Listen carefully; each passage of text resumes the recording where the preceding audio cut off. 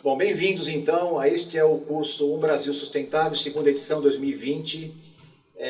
Nesta série nós vamos conversar sobre os objetivos do desenvolvimento sustentável. O subtítulo do nosso curso é um curso de extensão aqui da Universidade Federal de São Paulo, com o apoio do Instituto Physis, Cultura e Ambiente, da Pró-Reitoria de Extensão aqui da Universidade, Extensão e Cultura, e também de uma série de outros parceiros que nós vamos anunciando à medida que as entrevistas forem acontecendo, porque os parceiros nos indicaram os palestrantes que aqui vieram. Hoje eu estou recebendo aqui a Solange Guimarães, professora aqui da nossa universidade, Universidade Federal de São Paulo, no campus de Osasco. Ela vai discorrer um pouco com a gente, assim, um diálogo bastante interessante e profundo, com certeza, sobre o ODS 8.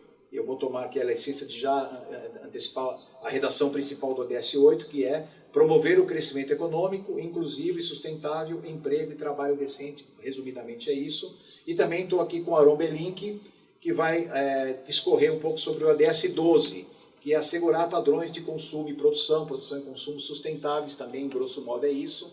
Vejam que são dois temas que dialogam muito com o outro, quer dizer, falar de crescimento econômico sem falar de produção e consumo, falar de produção e consumo sem falar de economia fica impossível, por isso nós resolvemos reunir então os dois temas na nossa primeira gravação aqui da nossa primeira entrevista. Tá?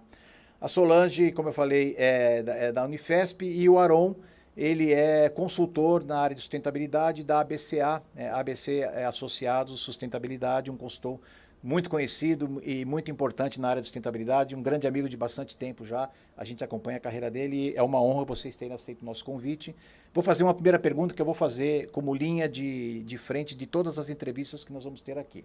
A pergunta é a seguinte: conforme eu li para vocês a redação do ODS 8 e do ODS 12, vocês entendem que essa redação é uma redação adequada, interessante para a realidade brasileira? E se for ou se não for, como que nós estamos, né, no cumprimento dessas metas para daqui a 10 anos, que é a ideia dos ODS, que eles tenham um cumprimento até 2030. Na perspectiva de vocês, como é que está a questão desses temas para a realidade brasileira? Claro, vamos falar de microeconomia, macroeconomia, fazer um panorama geral para quem está nos assistindo, para quem está participando aqui do curso, possa entender um pouco sobre a temática desses cursos. Eu acho que para ser cavaleiro, a gente pode começar com a Solange e depois passamos para o Aron. Solange, então, olha, o ODS 8 fala em crescimento econômico, inclusivo, sustentável, fala em trabalho decente para mulheres, jovens, os grupos. O que você pensa a respeito disso? Como é que está o Brasil? É um prazer estar aqui hoje falando sobre a ODS 8 e podendo colaborar com esse importante debate aqui. Então, eu queria começar falando, pegando essa sua pergunta, né, professor, e dizendo que, ao meu ver, né, pela minha interpretação, a gente não estamos no caminho do cumprimento do que seria o ODS 8 em 2030. Infelizmente, eu gostaria de dar uma perspectiva mais otimista, mas a gente não tem como fugir de um contexto que a gente vem, né, das tendências de mercado de trabalho e crescimento econômico que a gente vem observando aí desde a chegada da crise econômica no Brasil em meados de 2014. Então, falando um pouco do cenário que a gente tem, né, de 2014 para cá, eu nem vou, nesse momento, me ater a pandemia, né, que tornou todo esse cenário ainda mais catastrófico, né, mas depois a gente pode falar um pouco também de quais são os grupos do mercado de trabalho menos favorecidos ainda no contexto da pandemia. Mas mesmo antes da pandemia, né, se a gente observar e a partir da chegada da crise econômica no Brasil, a gente vai verificar que a gente tem tido um crescimento econômico em alguns anos até negativo, né, 2015, 2016. De lá para cá a gente tem apresentado um crescimento econômico positivo, mas muito baixo, né, abaixo de 2%. Então, o primeiro pilar dessa ODS, que é a questão do crescimento econômico com emprego pleno e também trabalho decente para todos e todas, o primeiro pilar, que seria crescimento econômico, a gente já não tem visto, né, nesse período. Então, com baixo crescimento econômico, a gente tem aí tido também uma alta taxa de desemprego e uma alta taxa de inatividade. É bom dizer que essas coisas são distintas, né? O desemprego é aquela parcela da população que está no mercado de trabalho em busca de uma vaga de emprego, enquanto os inativos também são uma parcela da população de desocupados, mas eles já pararam de buscar, né? Ou por desalento ou por alguma outra questão que está em torno dessa decisão individual. Então, a gente tem esse cenário, né, de baixo crescimento econômico, baixo nível de emprego, alta inatividade. A gente passou a ver também, com a chegada da crise econômica, o aumento da informalidade. Então, é claro aí, né, para a gente no dia a dia observar, de fato, uma grande parcela dos trabalhadores no setor informal, tanto os trabalhadores sem carteira, quanto também o que a gente chama de conta própria, né, que na prática são uma parte, a gente até pode dizer que é empreendedor, e foi o conta própria é um grupo muito heterogêneo, né? Então você tem uma parte de altamente qualificados aí que optam por serem conta própria por questões desse pacote salarial mais benefícios vale a pena, né? Mas você tem ao mesmo tempo uma parcela de pessoas com qualificação que a gente chama de manual ou média, que na verdade acaba indo para a informalidade depois que um choque de desemprego chega para esse indivíduo, né? Então a gente vê aí de uma forma resumida, a gente vê todas as questões aí, por exemplo, das discussões da precariedade desses trabalhadores informais também, a uberização, o quanto que esses trabalhadores acabam ficando também sem uma certa segurança, né, no mercado de trabalho, dada essa nova situação deles. E aí, quando a gente também olha para outras, isso é um aspecto mais macroeconômico, né? E a gente também, quando a gente olha para as questões de desigualdade do mercado de trabalho, a gente também vê que a gente não tem feito aí toda uma tarefa completa, né, em relação à questão das desigualdades. Mesmo com muitos ganhos, aí eu posso falar em outro momento, todos os ganhos que a gente teve, né, porque antes desse período que a gente tem de crise econômica, a gente teve um período de muita prosperidade econômica, né? 10, 12 anos aí de prosperidade, que nos permitiu, na verdade, ter um cenário que era completamente diferente desse que eu estou falando nesse momento. Então, dava para ser otimista, talvez, lá em 2015 não, né? Quando a discussão das ODS, mas um pouco antes disso, antes da chegada, a gente estava num bom caminho, né? De redução dessas desigualdades, de aumento do emprego, diminuição da... Era totalmente o cenário contrário desse que eu comecei falando aqui. Mas o cenário, desde a chegada aí da crise, é esse cenário que eu estou tratando, de aumento da pobreza, de aumento da desigualdade.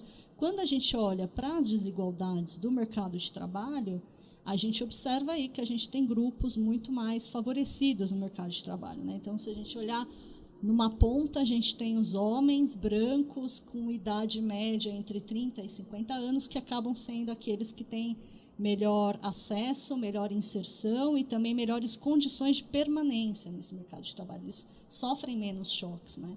Enquanto que, quando a gente olha na outra ponta, a gente tem as mulheres negras, e se a gente ainda somar essas duas camadas, né, de exclusão social e complexidade, que já é a questão racial e a questão de gênero no Brasil, a gente ainda tem a questão etária. Então, os jovens também são uma parcela da força, né, da mão de obra brasileira que também sofre muito no mercado de trabalho e vai enfrentar desigualdades de condições e um cenário completamente diferente. Então, nesse ponto, eu acho que eu não tenho como ser otimista, porque realmente eu acho que é difícil a ODS 8 ter as suas metas cumpridas mesmo nesse cenário que a gente tem traçado até agora. Tá certo, professora Solange. E Aron, diante de um quadro de crise, nessas faltas de oportunidades, falar em produção e consumo sustentável abre uma perspectiva otimista ou pessimista? Quer dizer, se a gente tiver um mercado de trabalho, de fato, atendendo a produção e consumos com novas linhas sustentáveis, isso é possível, isso é viável? Como é que você vê essa questão para que a gente saia desse cenário apontado pela professora Solange? Então, eu acho bom primeiro agradecer o convite, né, por estar aqui conversando. E, assim, eu acho que a gente precisa olhar os ODS um pouco, talvez dar um passinho atrás só, para pensar eles um pouco no conjunto, né? Quer dizer, o que são os ODS, de onde eles vieram, porque eu acho que tem uma característica importante, que eles são um resultado muito aspiracional, ou seja, eu acho que qualquer pessoa em sã consciência, lendo, né, não só os 17 objetivos, mas as 169 metas dentro de cada um, com os prazos que estão colocados, vai dizer que quem escreveu aquilo é louco, né, ou vive em outro planeta. Porque, assim, eles são altamente ambiciosos, né, e eles são ambiciosos não só no tempo e na escala, mas eles são ambiciosos também na ideia de interdependência e de integração, que eu acho que é uma coisa super importante. Apesar de a gente falar esse ODS, aquele ODS, eu sempre uso a imagem de que, assim, os ODS são portas diferentes para entrar na mesma casa, né? Então, na verdade, o pacote inteiro, a Agenda 2030, é uma coisa só, pela qual você pode abordar por vários lados, mas todos eles te levam para o mesmo lugar, até porque um depende do outro. Então, assim, a gente não tem como pensar em fazer um crescimento econômico de 7% ao ano no PIB per capita, como está no ODS 8, sem mudar o padrão de produção e consumo, porque senão você estoura a capacidade de suporte do planeta.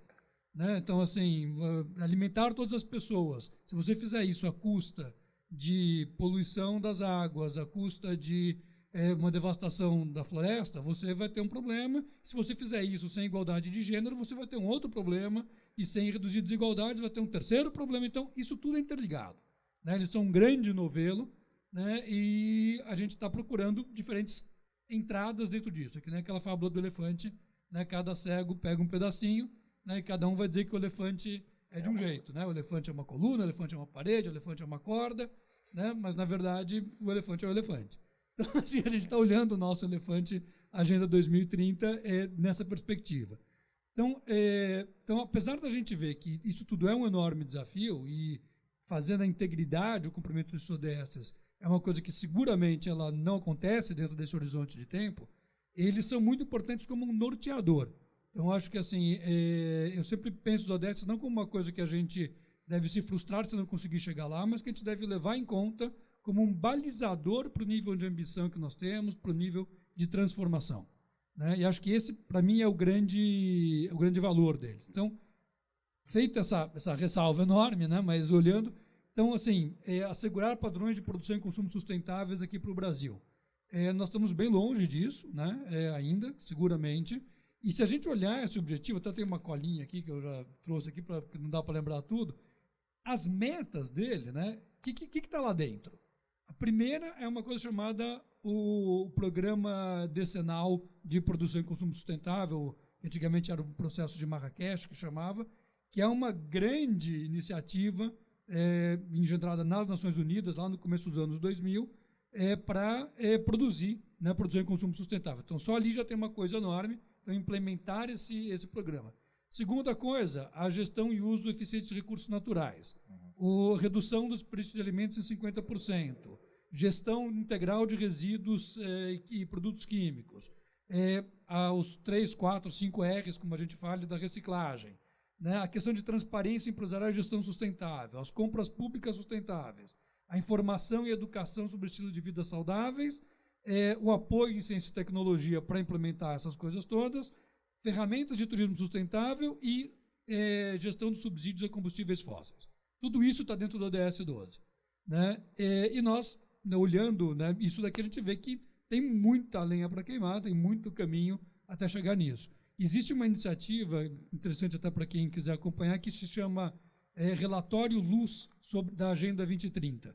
Em vez de ser um relatório sombra, né, que o pessoal sempre chama o relatório não oficial como relatório sombra, esse é o relatório Luz, né, porque ele joga a luz sobre a gestão dessa agenda que, em governos anteriores, ainda estava sendo gerenciado de uma maneira mais responsável, foi totalmente liquidado no governo atual. Né? Ainda no primeiro momento do governo, né, houve uma tentativa nessa direção, mas depois ela foi expelida do governo junto com o general Santos Cruz, né, que era quem cuidava disso dentro do atual governo, que ainda teve um cuidado, e por isso mesmo, acho, também acabou sendo expelido, porque tinha uma postura mais razoável nessa direção. Então, assim, a gente está muito longe e, infelizmente, andando no sentido contrário atualmente. Tá certo. Então, eu estou do lado de dois pessimistas, pelo jeito, né? Não, otimistas, mas realistas. Eu sei, estou brincando, só para provocar, porque é bem claro lá no ODS, né? Quer dizer, como toda a agenda foi construída, e ela herda a Agenda 21, herda os Objetivos do Milênio, e aí ela fica cada vez mais complexa e mais integrada, sem dúvida nenhuma, né? Então, de qualquer forma, são metas ambiciosas, mas que vem sendo construída não agora para esses 15 anos, mas desde lá de trás, desde a Rio 92, quer dizer, há um processo.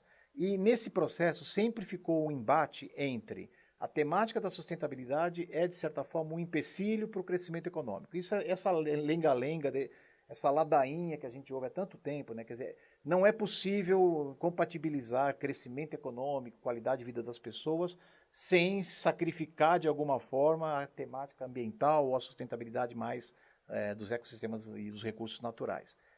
Como é que a gente resolve essa equação? Afinal de contas, como é que a gente consegue garantir empregos para jovens, para mulheres, a inserção no mercado formal ou não formal, seja lá qual for, mas uma melhor inserção, uma qualidade de trabalho mais adequada? E como é que a gente consegue também, de alguma forma, cumprir minimamente essas metas de produção e consumo, indo para a sustentabilidade, se não se apresentam novas visões de trabalho, consumo, emprego, né? Quer dizer, como é que a gente apresenta para a sociedade essas novas modalidades de trabalho, nova modalidade de consumo? Como é que a gente se transforma em educadores para essa mudança dessa realidade? Porque se a gente continuar mantendo a ideia do embate, a gente vai ficar tentando secar o gelo, né? Aquela velha história de a gente vai e não consegue. Alguém quer começar agora, tanto faz a ordem. Então, já que eu fui chamado de pessimista... Não. Mas assim, eu acho que o interessante desse dilema que você está colocando, Gisma, é o fato de que a resposta está na própria pergunta, né? A gente só vai conseguir fazer isso transformando a maneira como nós funcionamos como sociedade. Então, assim, seguramente dentro dos padrões atuais, né, de produção, de consumo, de desperdício, de ineficiência, né, nós seguramente não temos como resolver essa equação, né? Então, essa é uma equação insolúvel dentro do quadro atual. Então, a gente tem que transformar isso. O que significa transformar? Né? Eu acho que, por exemplo, a questão dos empregos, a questão da ocupação das pessoas, né? Nós temos que ter uma sociedade que ela seja capaz de abrigar pessoas trabalhando em formas, em ocupações diferentes, que tem muito mais a ver com serviço, com cuidado, com cultura, com você cuidar das pessoas, do que você propriamente transformar recursos naturais ou extrair recursos naturais. Então, é um trabalho diferente, né? Agora, é essencial que as pessoas tenham meios de vida, possam se realizar. Isso vai ter a ver com inovação, com modificações na maneira como a sociedade satisfaz as necessidades, né, de cada um.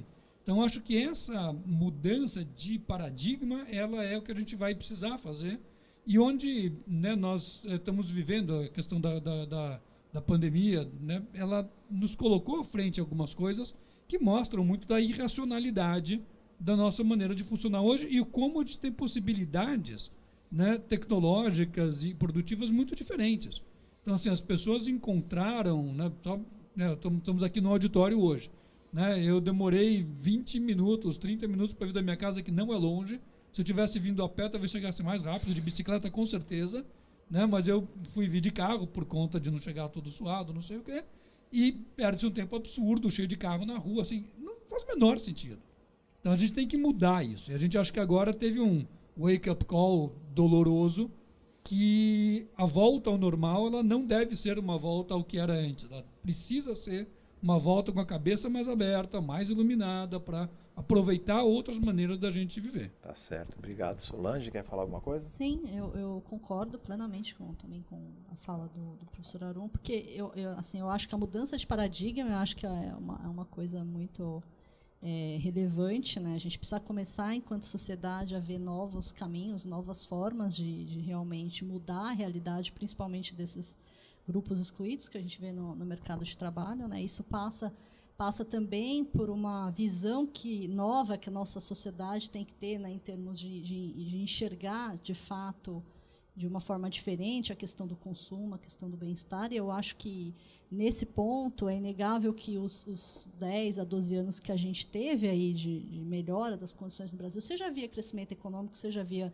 políticas públicas, né? A gente não pode deixar de falar de um conjunto de políticas públicas que foram estabelecidos nesse período, até por conta da prosperidade macroeconômica, também te traz a possibilidade de você explorar bastante a questão das políticas públicas. A gente teve políticas públicas muito relevantes, que eu acho que também levaram com que a sociedade, nesse momento, tenha uma visão diferente sobre o futuro que ela quer, né? Isso que a gente espera, apesar da gente ter alguns resultados eleitorais, às vezes, um pouco estranhos. Eu acredito que, pelo menos agora, nessas últimas eleições também, municipais, a gente consegue ver aí que os mais jovens, quando são entrevistados, têm uma postura bem diferente em relação a uma agenda futura. Então, esperamos que isso se reflita, né, nos próximos anos. Então, essas políticas, sejam as políticas, né, de transferência de renda, né, condicional, que tiveram imenso aí, o papel do Bolsa Família. Agora a gente tem o auxílio emergencial, mas é inegável que o Bolsa Família aí tirou muitas pessoas da pobreza e da miséria, né? E a gente sabe o quanto esse tipo de política pode fazer com que futuramente as pessoas possam exijam mais mesmo, né? Exijam que ter um nível de bem-estar, uma renda que não é a renda do trabalho. A renda do trabalho, certamente, ela vai ser sempre mais volátil, né? Ela vai ter momentos de choque macroeconômico. As pessoas podem ser levadas à pobreza, né? Então, esse tipo de proteção social ela tem que existir, de fato, para ter um colchão ali para que as pessoas suavizem o consumo ao longo do tempo. Então, eu acho que esse ganho que a gente teve também das políticas educacionais do período, ProUni, cotas, FIES, enfim, toda essa expansão do ensino superior também entre os mais jovens, esse conjunto também faz com que a gente tenha, enquanto sociedade, eu acredito, uma visão de futuro mais pautado no bem-estar, né? Além do consumo, também pautado na busca pelo bem-estar. Então, isso eu acho que faz com que a gente possa ser mais crítico, né, em relação ao que vem pela frente. Legal. Aron, quando você falou, me ocorreu, e quando a Solange complementou, a ideia de que, já que nós estamos falando da dimensão econômica da sustentabilidade, acho que esses 2 ODS talvez sejam os que mais diretamente dialogam com a pauta da economia, né? Claro, como você mesmo falou, todos eles de alguma forma abordam a dimensão econômica, né? Entre outras, mas esses 2 aqui, o cerne, né, do debate é a economia. E o cenário da economia mundial, aí eu queria ampliar um pouco essa história do mercado especulativo, não produtivo. O professor Ladislau Dobor esteve sentado nessas cadeiras na primeira edição do curso, falou bastante sobre isso, sobre a questão de que hoje o capitalismo é improdutivo, e o macrocapitalismo, quer dizer, a economia mundial está organizada de tal forma, baseada em commodities, em construção civil, enfim, em uso de recursos naturais, quer dizer, um capitalismo muito atrasado, que não está enxergando essa oportunidade que você falou de serviços, de outras formas de trabalho para a juventude e outros grupos aí. Como é que a gente faz a virada de modelo, né? Aí é um desafio maior, porque acho que nos próximos 10 anos, obviamente, não vamos vencer essa visão de capitalismo, mas como é que a gente consegue vislumbrar uma transição de um modelo, do meu ponto de vista, eu não sou economista, obviamente, estou falando uma bobagem, mas um modelo econômico absolutamente falido, quando se considera a dimensão da sustentabilidade, como é que a gente consegue vislumbrar uma transição? Quer dizer, como é que a gente derruba, entre aspas, esse sistema e inaugura uma nova era? Isso é possível, não é possível? Nós somos uma geração que vamos cantar essa ladainha, mas não vamos conseguir implementá-la. Como é que está essa questão? Então, assim, eu acho que um ponto importante nesse olhar macro é entender um pouco como a economia ela é construída, né? Eu acho que tem uma coisa que a gente, às vezes, toma como um fato, e, na verdade, ela é uma construção humana, que é sobre o valor das coisas, sobre os preços, sobre a estrutura de incentivo, ou seja, por que as coisas são baratas ou são caras, né? Por que as pessoas fazem isso ou fazem aquilo, e as empresas tomam certas decisões. Eu acho que esse olhar, ele tem um paradigma, que é o tal paradigma da escassez, né? Então, qualquer manual de economia vai dizer que a economia é a ciência de alocar os recursos escassos da maneira mais eficiente possível, de alguma coisa parecida com isso. Essa palavrinha escassos, ela é muito importante, porque só entra na conta da economia aquilo que é escasso. Então, aquilo que tem pouco, então ele passa a ter preço, ele passa a ter um valor para ser trocado. Aquilo que não é escasso, que é de graça, ele não entra na conta da economia. Então, ninguém faz a conta do ar que a gente respira na hora de você fazer o valor de alguma coisa, mas o ar que a gente respira é um fator de produção absolutamente essencial, como qualquer outro. No paradigma nosso do século XX, vamos dizer assim, né, eu sempre lembro que a gente cresceu de uma maneira muito rápida, né? Então, quando eu nasci em 63, tinha 3 bilhões de pessoas, 1963, tinha 3 bilhões de pessoas no planeta e tinha uma produção de 5 trilhões de dólares de bens e serviços. Né? 50 anos depois, né, já faz algum tempo, mas só que é um número que fica fácil de lembrar, 50 anos depois, a gente estava com 7 bilhões de pessoas, o dobro, e 20 trilhões de dólares, que é o dobro do dobro do tamanho da economia, dentro do mesmo planeta. E isso estourou a capacidade de suporte do planeta. A gente usa mais do que o planeta repõe. Isso torna certas coisas que eram não escassas, escassas. E elas vão ter que começar a entrar no preço. Então, assim, espaço para carro na rua, para pegar o meu exemplo que eu estava falando agora.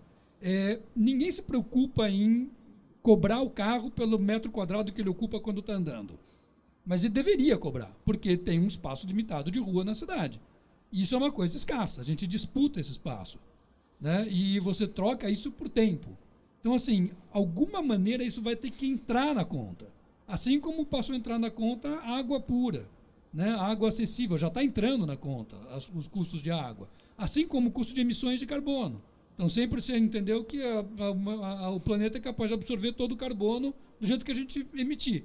Isso era verdade até pouco tempo atrás. Pelo volume que a gente tem hoje como economia, isso já não é mais verdade. Ainda tem negacionistas, mas é óbvio, e qualquer pessoa sensata entende isso, que existe um limite para essa saturação. Isso vai fazer com que a emissão de carbono seja um fator de produção e um fator da economia. E vai afetar os preços. E aí tem a velha questão, o que acontece com quem está operando hoje. E essa é a questão da transição.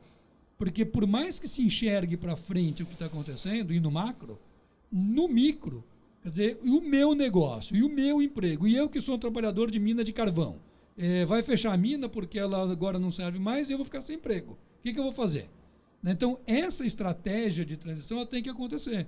E eu acho que é esta coisa que nós temos que construir muito rapidamente. Então, essas metas, né, dos ODS grandes, elas não são metas para a gente resolver do jeitinho que a gente sempre fez tudo. Põe um dinheirinho para lá, põe um dinheirinho para cá. Não é isso. Né? Só resolve essa conta mudando radicalmente. E a gente tem que fazer essa mudança radical acontecer e desenvolver o aparelhamento para isso, aparelhamento institucional, econômico e tecnológico. Tá. Solange, por favor. Não, eu vou também falar dado que a gente está falando de que talvez o caminho para a mudança do paradigma é algo mais revolucionário, né, do que a gente simplesmente ficar replicando esse modelo que a gente tem hoje em dia. Eu acho que uma coisa que tem que entrar para o debate é a questão de onde vêm os dinheiros, de onde vêm os recursos para esse tipo de política pública, né? Que passa, com certeza, é inegável que vai passar em algum momento pela questão de como é a taxação na nossa economia no mundo, né? Mas focando em Brasil, em como que a gente taxa, né, os mais pobres, a nossa classe média e os mais ricos. Então, uma das discussões agora em termos da questão do auxílio emergencial, né? Claramente o auxílio emergencial teve um papel, não só o auxílio emergencial, mas como todo o gasto em saúde, né, na estrutura do SUS, que foi feita aí ao longo de muitos anos. Né? Como manter esse tipo de política, como fortalecer, não só para que a gente consiga lidar de forma mais justa em momentos de crise, como a gente está tendo agora com a pandemia, mas em todo momento. Né? A gente sabe que mesmo o programa Bolsa Família, aí, volta e meia, né, agora acho que a gente, depois de muitos estudos, de uma década de estudos de economistas mostrando que o Bolsa Família tem efeitos aí não só em questão de renda e desigualdade, mas também através das condicionalidades desse tipo de programa, você faz com que as crianças fiquem na escola, e com isso você consegue aí, de repente, quebrar um ciclo intergeracional de pobreza. Então, quando a gente começa a discutir essa questão do papel das políticas públicas, como aumentar, como garantir essa rede de proteção social para as pessoas, principalmente para os grupos mais excluídos, vem na cabeça de onde vem esse dinheiro. Né? A gente tem que pensar, ainda mais em um momento que o mundo todo passa, aí, boa parte dos países, por um momento de crise econômica. Né? Então, eu acho que nesse ponto de você pensar em algo fora da caixinha, né, fora daquilo que a gente está acostumado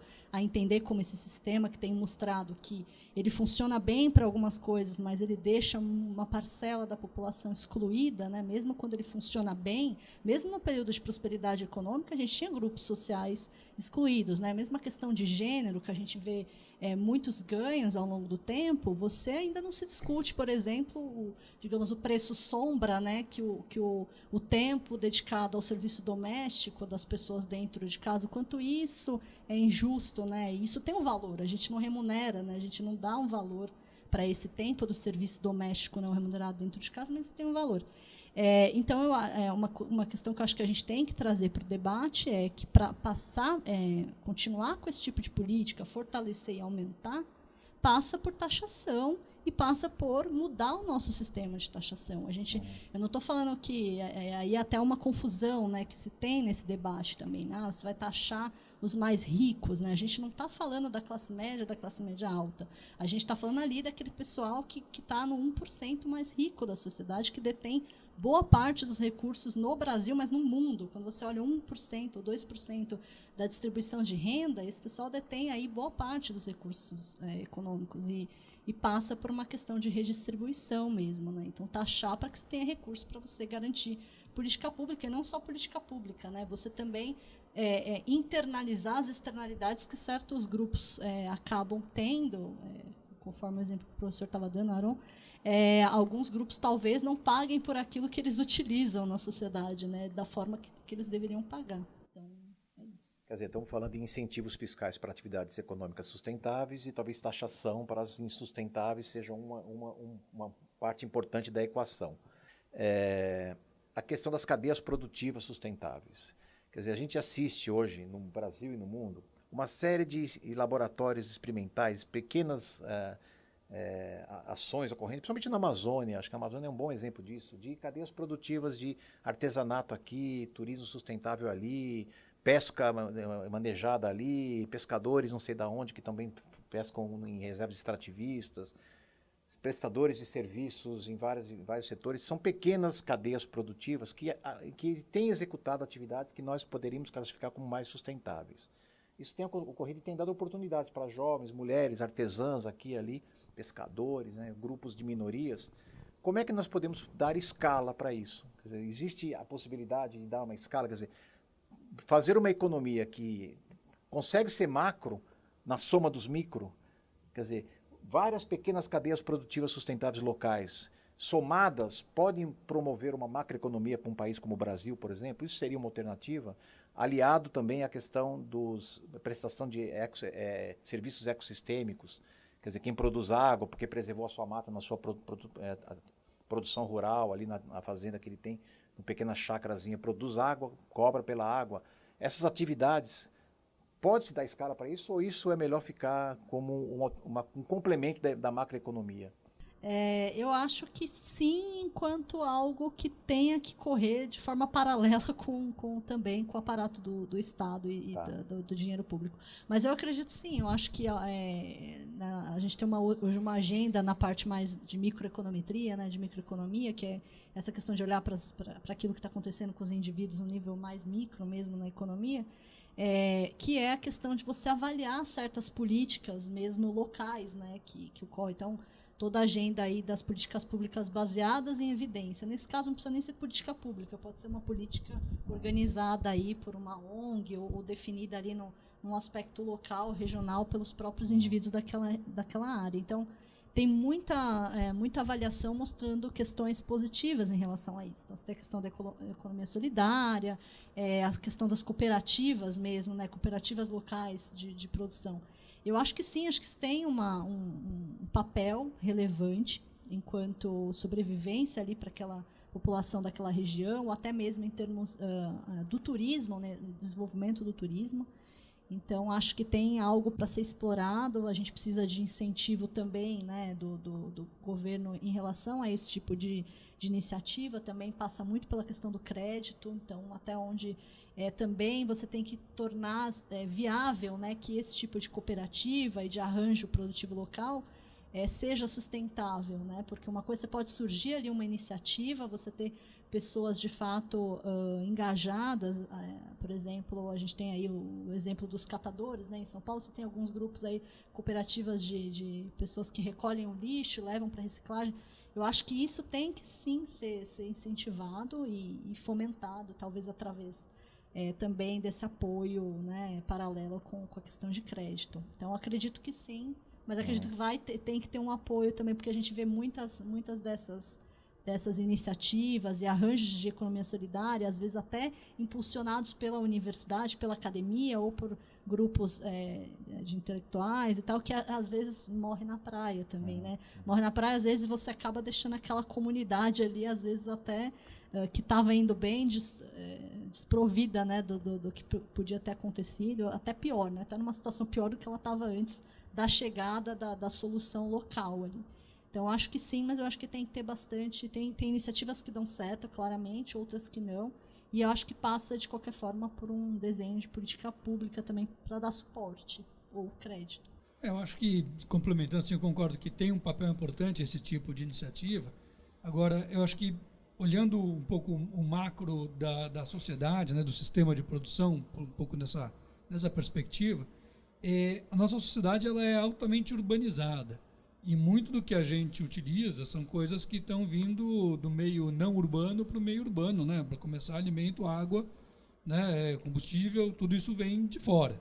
Né? A energia não é produzida dentro do ambiente urbano, talvez até venha a ser produzida mais para frente, alguma parte disso, né? Em agricultura urbana, periurbana. Então, tem experiências interessantes, mas a gente tem que pensar que a maneira como a sociedade está organizada, ela tem aí uma separação entre onde se produz e onde se consome, que ela é muito difícil de ser rompida e é muito difícil dela funcionar fora de grande escala. Então, assim, eu acho que por mais que a gente tenha essas soluções, é importante que elas existam, né, e as soluções locais também têm um espaço para isso, a gente vai precisar, ao longo do tempo, encontrar soluções de grande escala, porque a soma dos pequenos sozinha não dá conta de uma sociedade urbanizada e industrializada e tecnologizada como a nossa. Então, se nós fôssemos 3 bilhões de pessoas, daria. Né? Se nós somos 7, 8, 9 bilhões, não dá. Né? Então, assim, tem alguma coisa que vai precisar acontecer que passa pelo universo da tecnologia. Só um comentário dentro disso, que eu acho que esse olhar macro, né, ele tem uma proposta que a gente conversou na época da Rio Mais 20, tal, que é a economia donut. No fim, ela foi traduzida como economia donut. Na época, a gente falava economia da rosquinha, né, que é mais brasileira, mas virou economia donut, né, já está traduzido o livro da Kate Howard, né, que é uma economista, que desenvolveu isso de uma maneira muito interessante, só para olhar isso como um parâmetro. Né? A ideia dessa economia é que ela reconfigura o olhar, que eu estava criticando agora na fala anterior, da economia que não enxerga limites e que trata como não escassa uma coisa que de fato é escassa. Então ela olha uma primeira coisa que é o teto ambiental. Né? Então, assim, já tem medidas de que certos grandes paradigmas em nível global são limites. Então, o limite de quanto você pode colocar de carbono na atmosfera, quanto você pode pegar de água, quanto você pode ter de extinção de espécies, quanto você pode ter de emissão de nitrogênio e fósforo nos rios e no mar, porque isso causa, né, alterações na cadeia. Então, tudo isso são limites planetários naturais, que é um teto. Não dá para passar disso e tem que monitorar isso para poder rebater na economia. E ela propõe, que isso é interessante, que é onde a Kate trouxe essa coisa, o piso, que é o piso social. Então ela fala assim, olha, a economia tem que ficar entre o teto, né, e ela faz um círculo assim do limite externo do planeta, e o piso, que é um círculo interno, e a economia tem que estar entre o piso e o teto, que é o donut. Né? O que é esse piso? Esse piso são os direitos humanos, as necessidades humanas básicas. Ou seja, ninguém pode ficar privado de determinados tipos de educação, voz política, alimento, moradia, tem lá um conjunto de coisas. A economia tem que se governar por isso, não por um crescimento contínuo. Né? Ela tem que crescer, mas tem que respeitar os limites. E isso ajuda você a configurar as políticas. Né? E a notícia boa é de que agora, esse ano aqui, a primeira cidade começou a usar esse paradigma como uma referência de política pública, que é a cidade de Amsterdã. Então, o planejamento de Amsterdã está sendo feito agora, a partir desse ano, com base na economia donut. Né? Uma coisa para ver o que vai acontecer, mas vale a pena olhar e é uma luzinha de esperança aí. É isso, ótimo. Obrigado, Arão. Que muitas outras luzinhas como essa se acendam. Que Amsterdã dê um exemplo ao mundo, apesar de ter uma realidade completamente diferente da nossa, obviamente, né? Mas que a gente possa ver nessas boas práticas alguma solução econômica para a sustentabilidade do planeta. Né? Bom, eu vou encerrar esse primeiro ciclo. Eu conversei aqui com a professora Solange Gonçalves, agora eu acertei, e com o Arão Belink para falar dos ODS 8 e 12, dentro do nosso programa Um Brasil Sustentável, um curso de extensão promovido pela Universidade Federal de São Paulo, Unifesp, em parceria com o Instituto Physis, Cultura e Ambiente.